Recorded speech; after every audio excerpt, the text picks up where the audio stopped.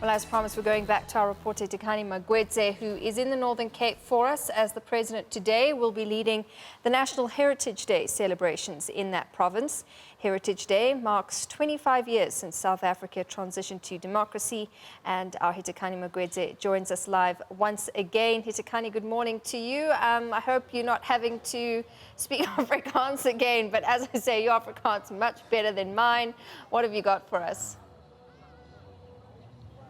Well, I'm not speaking Afrikaans again in this segment, but as you know, ever since the beginning of September, the Sports, Arts and Culture Department, in celebration of indigenous languages, produced a volume that is named Writing in 9 Tongues. This is, of course, in making sure that the languages in South Africa are preserved. But to speak to us about the significance of being here in the Northern Cape, earlier on I made a mistake and said the Northwest, in the Northern Cape, the Deputy Minister of Sports, Arts and Culture, Ramaphosa, talk to us about why you specifically chose the Northern Cape to host this significant event. Good morning, and good morning to the viewers at home. A very nice day indeed in Uppington today, the Heritage Day. We are here in Uppington in particular, in Northern Cape, because amongst other things, the United Nations Education, Science and Cultural Organization had declared 2019 as a year of indigenous languages. And as you know, South Africa has got 11 developed languages. But we've got those languages that are not as developed as the 11. So we thought it's important to come to Northern Cape, in Uppington in particular, to actually come and celebrate this day and remember and remind people about the language of the Khois, the San and the Nams. Because one of the important things about heritage, it is about who you are, where you come from, and where you're going. But language is one of the critical elements of that heritage, because South Africa thrives itself about united in diversity, and therefore it is important to remember everybody and remind us that there is those languages that are not as developed as they should. One of the issues that we're going to be doing here today is that when the President arrives, he's going to be opening a library, a state-of-the-art library.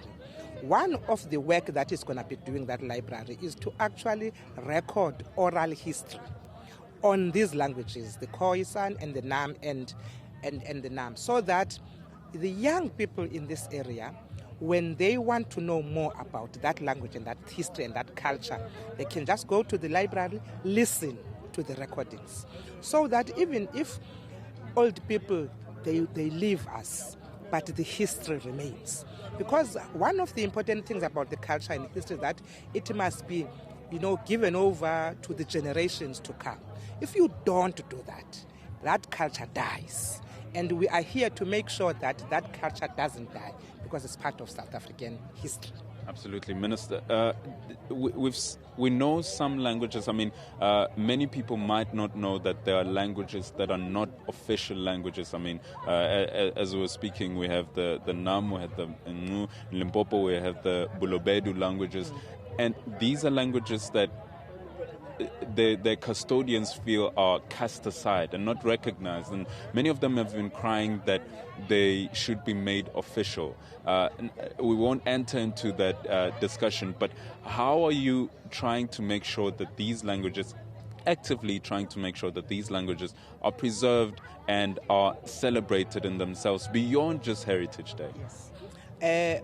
We are here today because exactly for that. But remember, today is just the highlight of the day.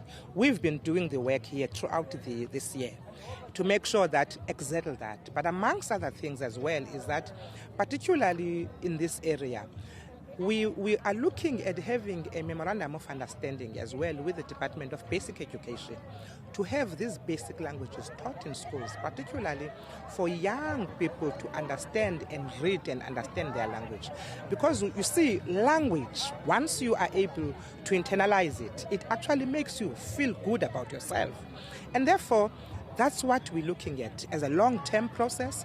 But also, remember, Everywhere in the world, like in Eastern Cape, you've got the Amampondo speaking Ismpondo, you've got Amaxesibe, you've got those minor languages.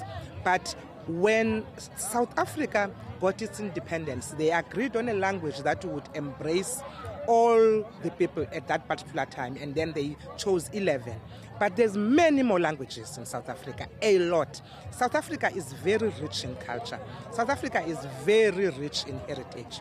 That's why it's important that even if they are not official, but we should recognize them as the department, as the government, and make sure that people that speak those languages don't feel less important because they are not official languages. That's why we are here, to make sure that the people of Northern Cape in particular know that they are part of South Africa, they are part of us, and we are proud of their culture.